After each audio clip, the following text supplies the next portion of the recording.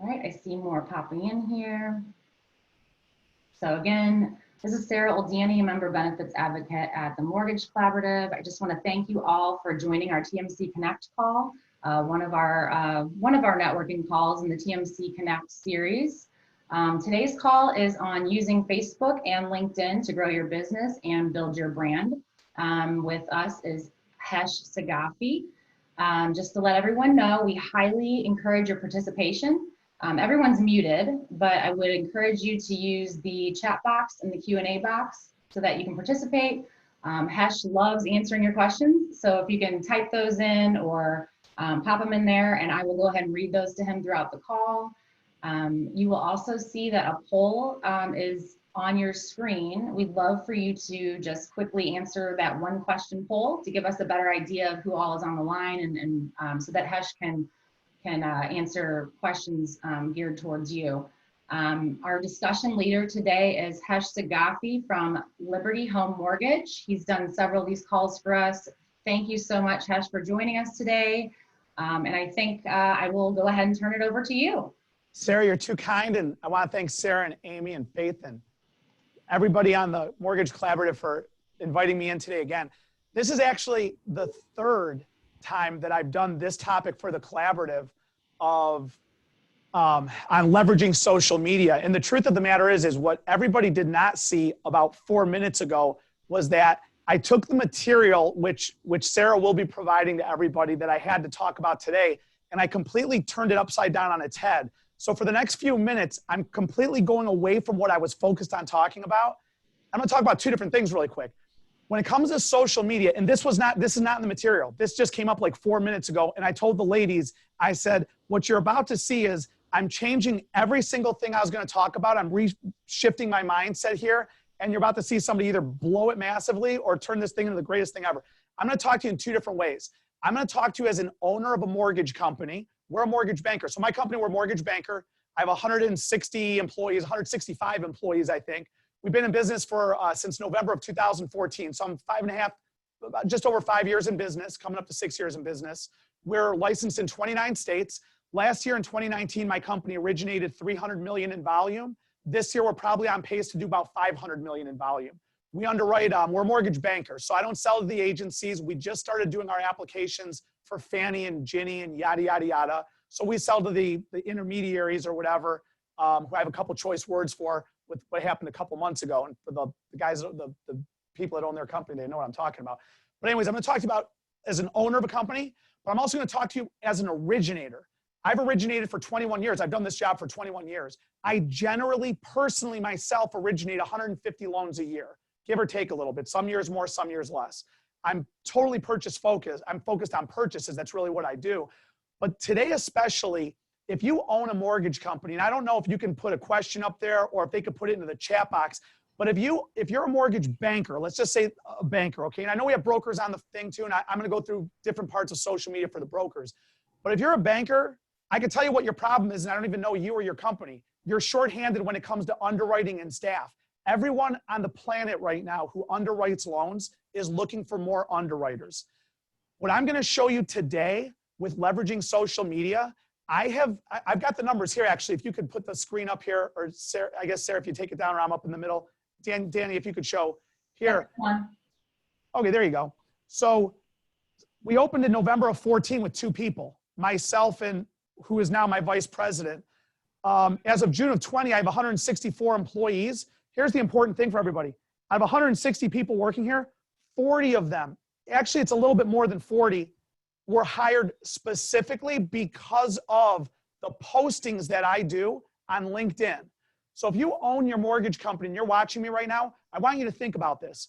Because of the postings I have done on LinkedIn, because of those postings, I've hired at least 40 people. I'll tell you this one here. In the last 3 months, we hired 3 underwriters, 3 more underwriters, all because of my postings on LinkedIn. So if you own your company and you're looking for employees, you can call headhunters, recruiters, and everybody else. And I'm not saying anything bad about them, but in my personal experience, I've never had luck using a headhunter or a company to hire people. I've never had luck doing it. I post every single day on LinkedIn I post, and we've hired, I mean, when you look at the numbers, almost 30% of my company is because of the postings on LinkedIn, almost 30% of the company. So if you own your company and you're watching this today, the things I show you, the principles and philosophies I show you, you can use those to hire the underwriters. You don't have to pay a headhunting company, God knows, $50,000 to hire somebody and do all this. You don't have to. Processors, support staff, that's what we need right now. I mean, quite honestly, our volume is so high, and I think this is the whole industry. It's like almost out of control. We need more staff. That's one thing I will be leveraging social media for. Let me talk to you about a loan officer. As a salesperson, there might be people, because I posted this call on my social media pages to everybody, and I've said, I don't care what you sell. You could sell tennis shoes. You could sell grills. It's the summertime now, right? You could sell swimming. I don't care what you sell.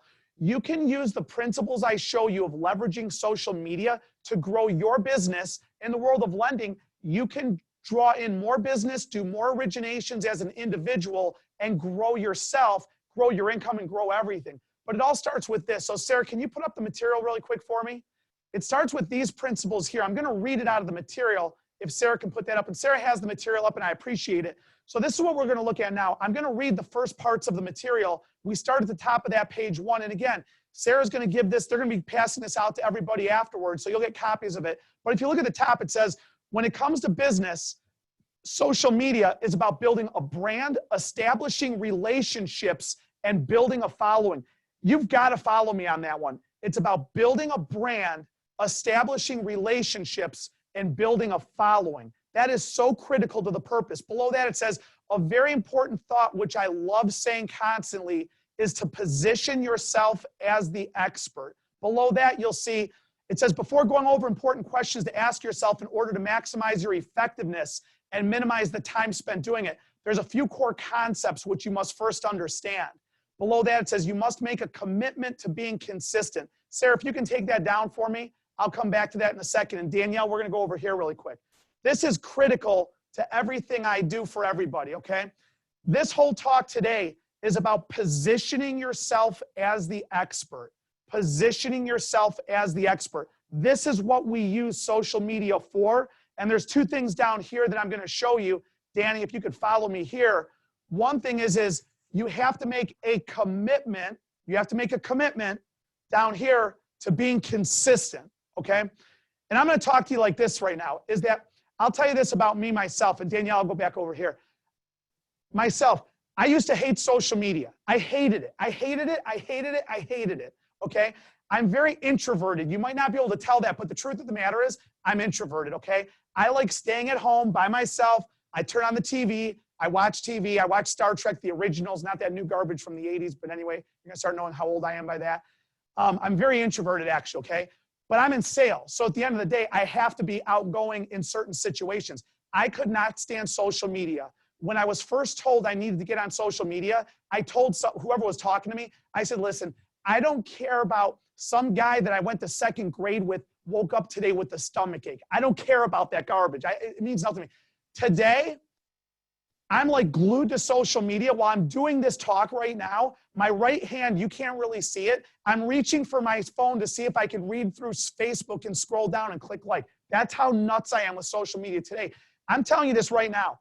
If you're sitting on this call right now and you are not addicted to social media, but yet you want to be great and you want to reach levels of either size of your business, retirement, income, money, whatever you want, then you're missing out big. Social media is critical to what we're doing. But as I showed you earlier, back over here, Danielle, you have to make a commitment. You have to make a commitment to being consistent. If you're not going to do this, this whole talk I'm doing is garbage. That's the truth of it. If you're going to sit on this call and when we're done with this thing, you're going to go back and do absolutely nothing with it. Now, again, if you own your company, say, Hesh, but I don't originate loans. Okay, but I'll tell you this one, you probably need help. You need staff. You need processors. You need underwriters, closers, post-closers. You need all those positions. I'm telling you, you've got to be posting on social media because you're going to position yourself as a person that other people want to be around, and you're going to hire those people just like I have. If we put the material back up, Sarah, if we can, I'm going to come back to this part over here. And again, these are concepts that I want you to understand. if we look back to the center, it said, you must make a commitment to being consistent. When you're starting a business, typically money is not something you have a lot of. This is a very important concept to start with. You must understand this thought, and by the way, I love this thought. If it's free, it's not easy, and if it's easy, it's probably not free. Read that a few different times. Below that, it tells you, using social media eliminates many excuses used by most businesses or salespeople because it is free and it can be done while laying under your blanket. Okay, Sarah, if you could pull that back down, and Danielle, you follow me here. We'll go over here. When it comes to social media, this topic today is about leveraging social media for your business, okay? I am very averse. I do not like excuses, okay? Call me a nut, all right? I always talk about, if you follow me on social media, I always talk about the sport of wrestling. You'll see I got my wrestling t-shirt on. I coach wrestling at Brecksville High School here in Cleveland. I help coach wrestling, I should say. In college, when I wrestled at Oklahoma State University. Yes, Penn State has been claiming that title for the last decade, but too bad for them. Oklahoma State holds the most in any NCAA sport, 34 to count them out. My wrestling coach in college won 6 world titles and 2 Olympic gold medals. He's the greatest U.S. wrestler in the history of our countries and the history of our sport. What I learned from him, I carried it over to mortgages, and I'll tell you this one, he tolerated no excuses, and neither do I. When it comes to social media, I'm going to tell you this right now. I look at my board over here. These are the biggest excuses people give me as to why they can't hire anybody or why they can't grow their business or why they can't close more loans or any of it. Number one, they don't have the money. They'll say things to me like, Hesh, I know that you buy Lending Tree leads, or Hesh, you put on seminars, or Hesh, you do this and you do that. I don't have the money for it. That's a hard argument for me to argue against. I mean, I'll give you an example. My company has a call center. We spend $150,000 a month on Lending Tree leads and Zillow leads, okay? $150 a month. So naturally, there's a lot of people that say, Hesh, well, I don't have that type of money to spend, but I'll let you guys in on a secret. We didn't start back in 2014 spending $150,000 when I opened the company. My first lead buys from Zillow was for like $1,000 a month. That was it. And then it was 3,000, then it was 5,000, then it was 7,000, and it's scaled up and it's still growing to this day. So an excuse or a reason that a lot of people use is, I don't have the money, Hesh, to do what you do. Fair enough. Okay. The second thing is, Hesh, I don't have the time. I don't have the time. I have to take the kids here. I have to go there. I have 5 loans going. I have conditions. I have this, I have that. If I did a normal talk on just how to build a business and I wasn't talking about social media, a lot of people would push me away because they'd say, I don't have the money to do that. I don't have the time to do it. Let me tell you this. When it comes to social media, I got news for everybody. It's free. You know how much my posts on LinkedIn? You know how much I spend on posts on LinkedIn? Zero, that much, nothing. I don't pay a nickel for posting on LinkedIn, and we just hired 4 loan officers this past week. 4 loan officers we just hired. We hired 3 underwriters in the last 90 days. I'm telling you this right now. I don't pay a dollar, and I've grown my company from myself and 1 other person, 2 people, to over 160 people, all by posting on LinkedIn and not paying a dollar for them. I'm shutting that thing off there. My phone was buzzing. I apologize, okay? So I'm telling you this right now. I do not spend I don't spend any money on social media. Now on Facebook, I'll show you when it comes to boosting a little bit here and there. On LinkedIn, I spend nothing, 0. So if you want to try to whip out your excuse to me of, Hesh, I don't have the money, it's not going to go over well with me. The thing I always tell everybody, if you want me to help you, I'm an open book. Everybody on this call, I don't care if you sell shoes at Foot Locker and you don't do mortgages. If you want help, I'll give you my help. I'll give you the best of every single thing I've got, no matter what it does, how it helps you, whatever. The bottom line is that if it helps you, it helps me, okay? But what I always tell people is this. I always say this to people. If you step up and you want to work with me and you want my time, you better be ready to get your feet held to the fire. That means if you tell me you want to be great, do you want to know something? You're going to work for it, and I'm going to make you work for it. And these are the things I tell people. When it comes to social media, it doesn't cost any money, okay? The second thing is, when it comes to social media, as far as taking up your time, you can do it while laying in bed under your blanket. When I do my postings on LinkedIn, and every single person on this call, go to my LinkedIn page, search me out, look at LinkedIn, okay? Find me on LinkedIn. Those posts, I wake up at 3:30, I start typing my post, it's done, it's kicked out the door between 4 a.m. and 6 a.m. I'm done with my LinkedIn post. LinkedIn's out the door.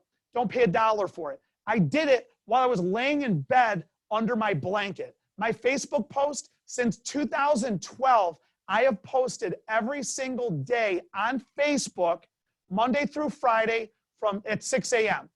It's an inspirational, motivational thing that I do. I post on Facebook. I've not missed one in 8 years now. It's free, and you can do it while laying under your blanket. If any person on this call were to call me and say, Hesh, I don't have the money and I don't have the time, be ready for what I'm going to give you coming through that phone, because those are not excuses. Okay, well, I guess they're excuses, but they're pathetic ones at that. Social media does not cost money, and it does not take up your time. You can do it while you're laying in bed, okay? So you have to understand these concepts. If you're not willing to make that commitment to do these postings while you're laying under your blanket, I can't help you. This stuff doesn't cost anything. It doesn't take up your time. If we go back to the material, Sarah, can you put the material back up? And Sarah's got the material. And again, it doesn't matter what you sell. You could be selling, I keep going, you could sell I said golf rackets. I don't golf. I hate golf. I'm a wrestler. You could sell golf clubs, right? Golf clubs. You could sell golf clubs, tennis shoes. You could sell pottery, for God's sakes, okay? I'm telling you this right now.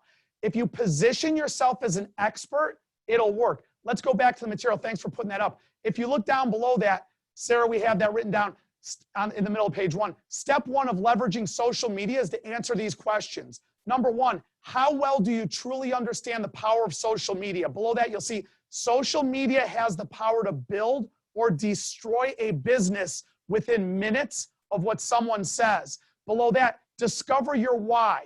What is your goal? What are you attempting to achieve? What is the purpose? How much are you willing to sacrifice of your time when it comes to your family, friendships, relationships, and personal wants and needs? And by the way, I put emphasis on wants and needs. There's a big difference between the two. Below that, who is your target audience? These are questions you ask. Thanks so much, Sarah. Scrolling down to the next page.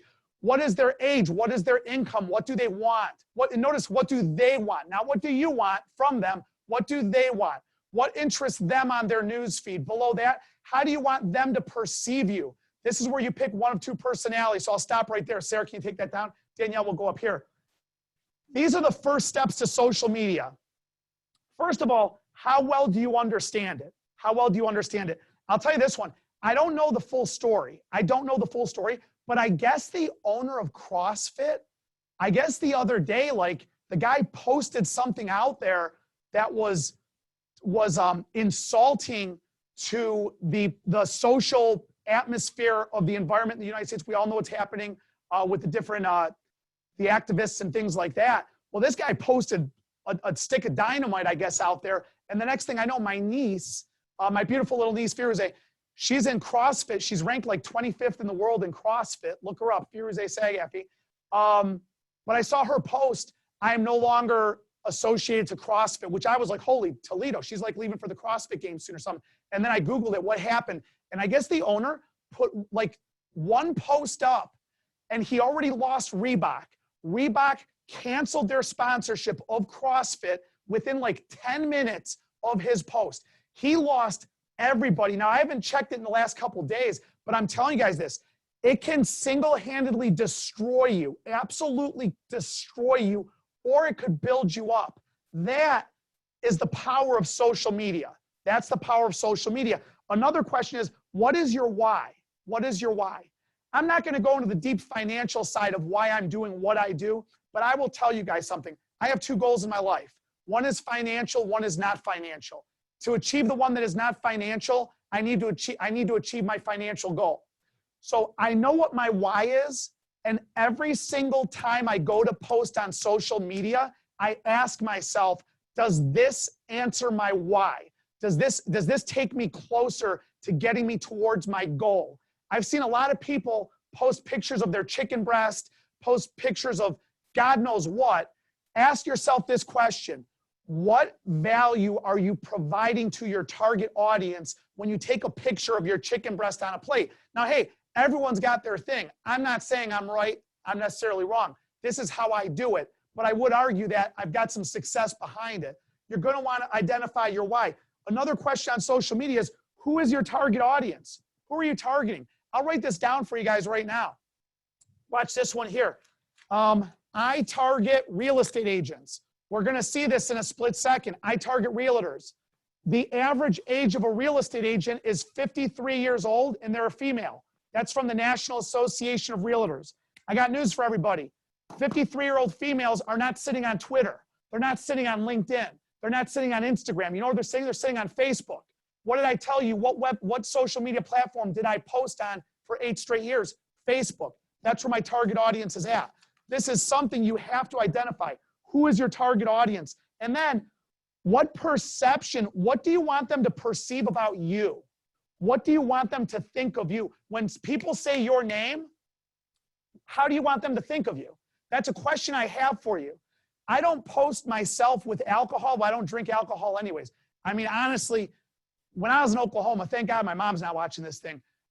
It was like Animal House, man. It was crazy, okay? We were out all the time, whatever. I got my fill of doing stupid things when I was in college.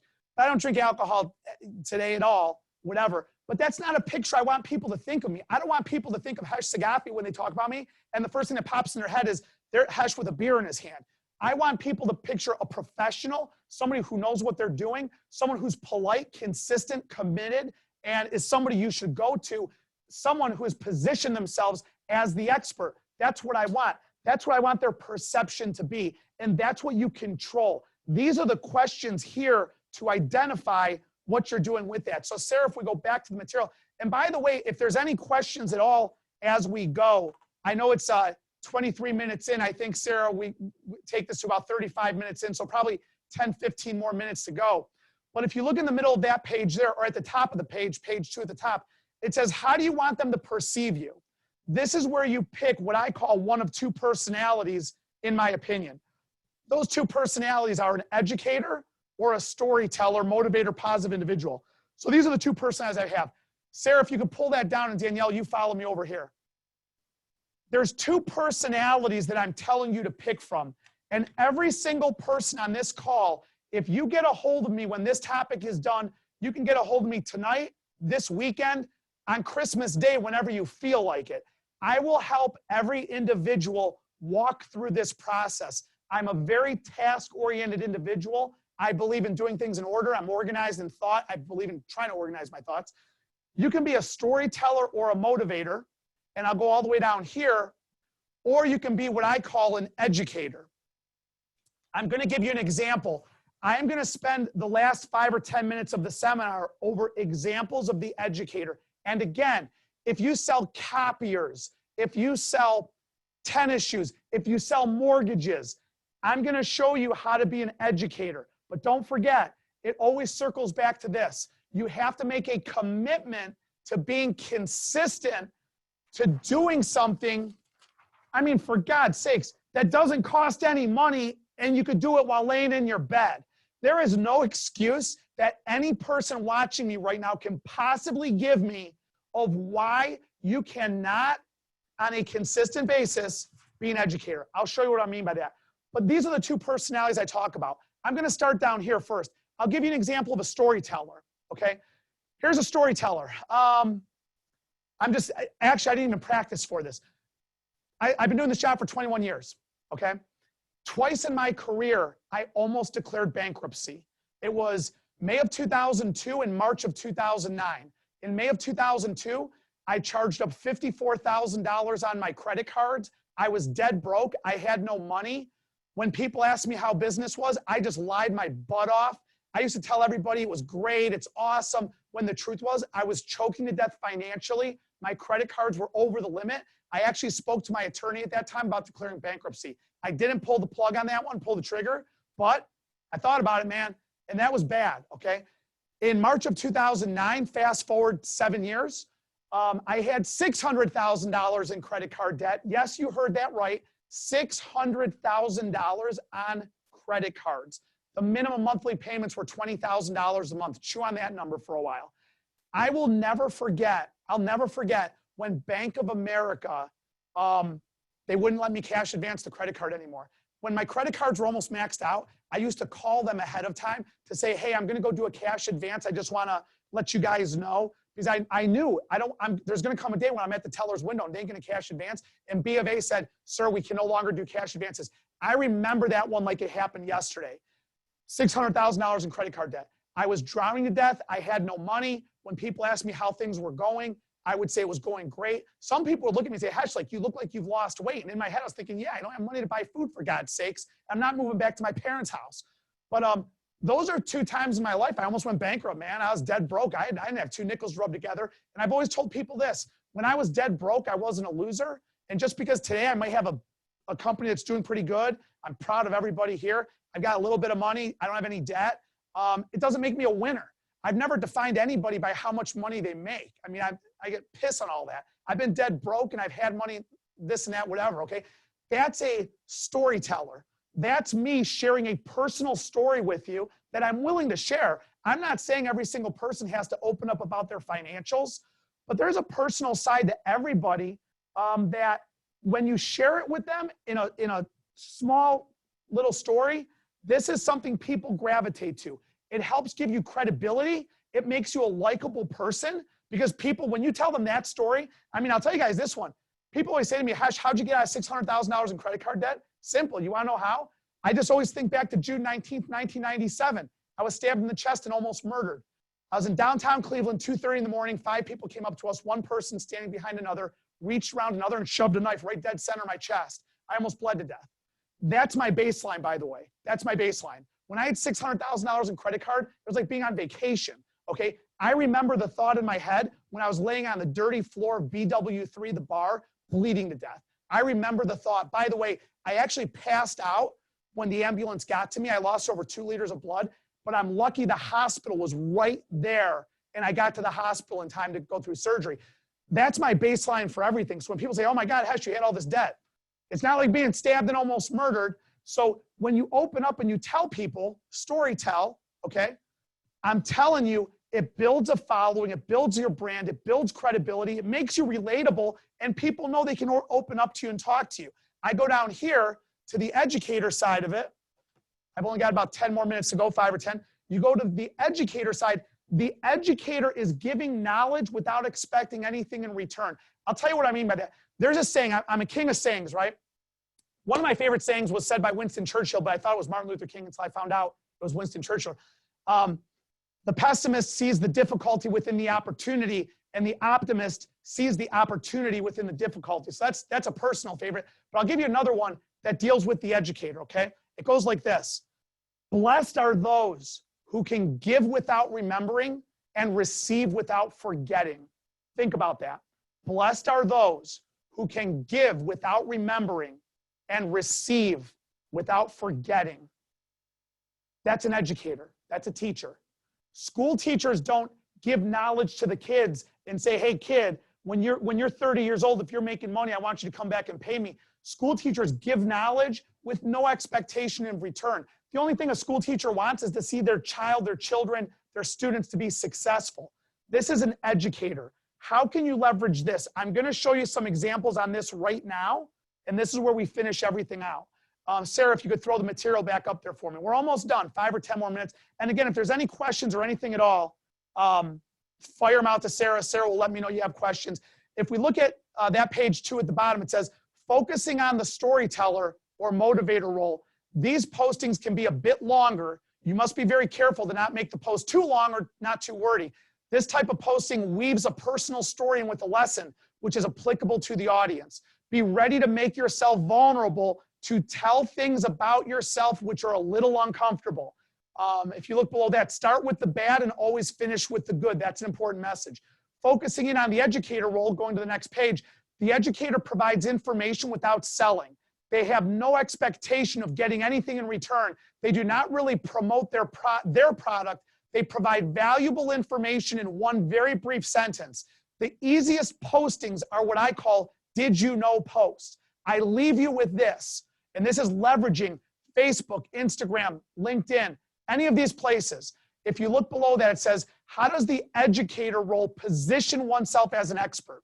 After 30 to 60 to 90 days of postings, people will begin to see that an individual is someone who is has specialized knowledge of what they post on.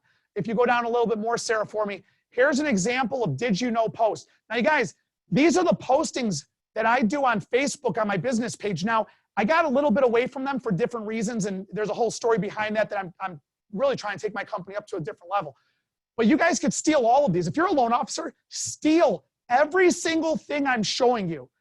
Go to my business Facebook page from 2015, 16, 17. Steal everything on it. Steal the pictures, steal the post, unplug my number, plug yours. Take all of it, you guys. I mean, you guys could have anything I've got. And if you need help, I'll email you everything I've got. You'll figure it out better. But these are what I call did you know post. Did you know that FHA does not require handrails? Now, I want you to imagine this. I want you to post today, did you know that the FHA does not require handrails? Tomorrow, I want you to post number 2. The next day, I want you to post number 3. The next day, number 4, number 5, number 6, number 7. Post it every single day. I've had people say to me, Hesh, is there such thing as overposting? Hell no. There's no such thing as overposting. If you're posting great information with great content that's valuable to your audience, you can post 25 times a day. Go read Grant Cardone's book called 10X. There's no such thing as overposting. Now, if you're going to post your chicken breast and your vacuum cleaner and your lawn that you just cut or got your car or something like that, yeah, there's such thing as overposting, okay? But if you're posting information that is valuable to people, like all those things there, Sarah, can you scroll down to the next page? It's 33 minutes past the hour, and we got a few minutes left. Those are right there. I just gave you guys 20 posts for 20 days this month. Below that, you put in what I call a hook line. For answers to these questions or other scenarios or to get pre-approved, reach out. There's my phone number. Text me. I'm always available. You guys will notice I don't put in there Liberty Home Mortgage's 30-year fixed interest rate is this. Liberty Home Mortgage does this. Nobody gives a damn what Liberty Home Mortgage does. They don't even know. They've never heard of the company, for God's sakes, okay? Brand yourself. Brand your name. This is about you. You're the product. You're the person. You're the person people are coming to. That's the hook. It's simply, hey, if you want more information, call me. It's not, come and get a loan. I have the lowest rates and the lowest fees, and I know everything. I'm the best on the planet, okay? If you go below that, I have something called applying the one step further principle. This is on social media. Like a real estate agent's post, but go one step further. Comment on the post. Go one step further than that. Private message them. Go one step further than that. Call them on the phone. Go one step further than that. Set up a time to sit down with them. Go one step further than that. Ask them if you could help them in any way. I'll tell you guys this one. I hate asking for business. I do not ask people for business. I do not. What I do is say, how can I help you? Okay? It's a servant I've been told it's a servant mentality. When I've explained it, people have said, Hesh, that's a servant mentality. I've had some people say, Hesh, that's biblical. It's in the Bible. I've never read the Bible. Sorry, okay? I've just never read the Bible. I've never been to church, stuff like that, whatever, okay? Well, weddings and funerals. But anyways, never been to church, okay? It's a servant mentality. Every single person on this call, I can't tell you how absolutely terrified I was before this talk started. I'm even more terrified right now because my number one fear is that you watch this today. You took out 30 minutes of your day, and the most valuable thing a human being ever will have to give in their entire life is their time, by the way. Money comes and goes. I can tell you how fast it goes when you're charging it on a credit card, by the way, okay? It's not about money, man. It's about time. Time is the most valuable thing we have in this world as individuals. The fact that you guys took your own time out of your day to come and watch me talk, I'm being dead serious. I feel like I'm wrestling against Penn State, against Gallagher or Carver Hawkeye or something like that, man. I'm nervous. I really, really, really hope it's valuable. I hope this information is good. You'll see at the very bottom, I put for any questions, there's my phone number, there's my email, and then I finish up. I can go over anything with you. I do TV ads. I've done radio. Trust me, I've done this 21 years. I spend a lot of money on advertising. I will tell you this, nothing compares to social media. Nothing comes even close to social media. You've got to leverage it. You've got to use it. Don't give me the excuses about money, time, or Hesh, I don't like it. I don't want to curse. I almost cursed, but Sarah, look, I didn't curse. You see, a swear word was about 4 inches coming out of my mouth. You guys, I don't care about the excuses, man. Save them for me. I hated social media. I hated it, but it's a critical part to getting me to where I want to go. So I can't tell you how much I appreciate the collaborative for the opportunity. This is the third time they've had me on. Someone's going to figure out sooner or later, like, let's not let this guy on again. But hey, that's it for now. If there's questions, that's the material. I will help anybody on this call. My phone is glued to me like so. Hook up with me on social media, whatever you want. I'll always give you the best I got. Sarah, I don't know if that's it. I'm cool. Hey, Hesh, thank you so much. That was awesome, as always. I did go ahead and put Hesh's social media, links to his social media in the chat box. If you have questions after this, you know, we have Hesh's information. I'll put it back up on the screen for a second here. Let us know. We'll send it out to you. I really appreciate it, Hesh, so much for your time. And for everybody else on the call, thank you for spending your time with us today. Just a quick reminder, if you are not a member of our Ask TMC forum, join. It's ask-tmc.com. You can ask other members questions, share answers to other people's questions, and keep joining these calls with us on TMC Connect. I'm sure this isn't the last time we're going to see Hesh. So thank you so much. Hey, Sarah. Hesh, I wanted to say Stacy Schroeder made a comment. She said she runs a training and consulting company. She's here because Hesh, you helped her with her first mortgage back in 2011. So Stacy, she's constantly impressed with your presence and results and looking forward to learning. So thanks so much, Stacy. Thanks, Stacy. Awesome. Thank you so much, Hesh. Appreciate it. Thanks, guys. Ladies. Thanks, everyone. See everybody soon.